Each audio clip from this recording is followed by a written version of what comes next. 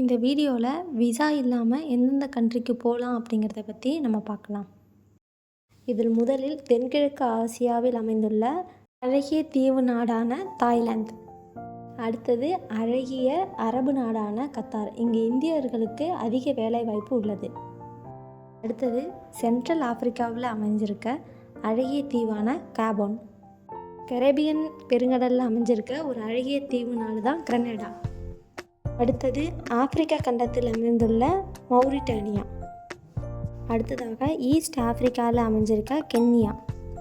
Central ஏஷியாவில் அமைஞ்சிருக்கிறது தான் Kazakhstan. இங்கேயும் visa இல்லாமல் நம்மளால் போக முடியும்.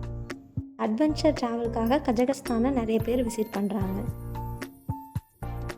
அடுத்தது மிடில் ஈஸ்ட் அரபு கண்ட்ரியான ஜோர்டன். அடுத்தது இந்தியாவிற்கு மிக அருகில் அமைந்துள்ள தீவு நாடான இலங்கை.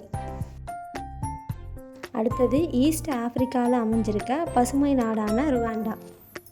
அடுத்தது அழகிய தீவு நாடான மைக்ரோனேசியா. இதில் 600 தீவு நாடுகள் இருக்குது.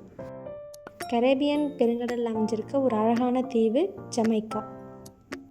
வெஸ்ட் ஏஷியாவில் அமைஞ்சிருக்க அரபிக் நாடான ஈரான்.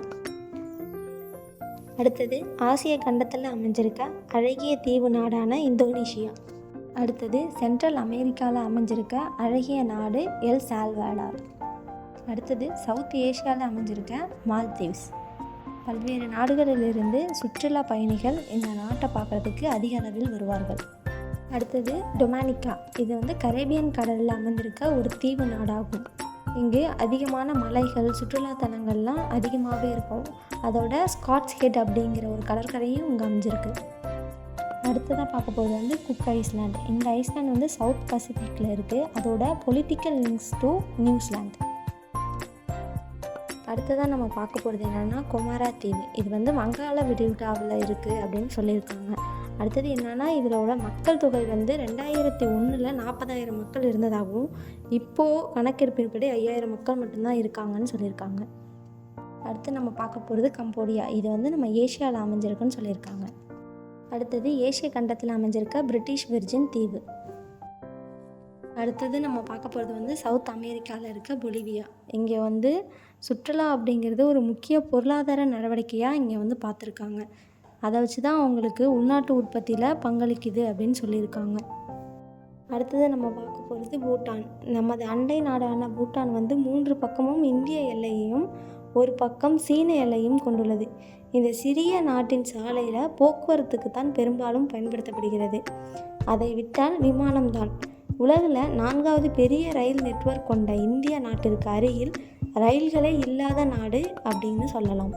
அடுத்து நம்ம பார்க்க போகிறது என்னென்னா கரீபியன் தீவான ஹைட்டி. இதை என்ன சொல்கிறாங்க அப்படின்னா பிரெஞ்சு குடியேற்ற நாடு அப்படின்னு சொல்கிறாங்க. அது மட்டும் இல்லாமல் வரலாற்று ரீதியாக பல சிறப்பம்சங்களையும் கொண்டு இருக்குது.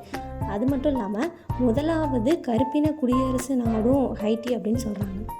அடுத்து நம்ம பார்க்க போகிறது என்னென்னா அங்கோலா. இது ஆப்பிரிக்காவின் நடுப்பகுதியில் தெற்காக அமைஞ்சிருக்கு அப்படின்னு சொல்கிறாங்க.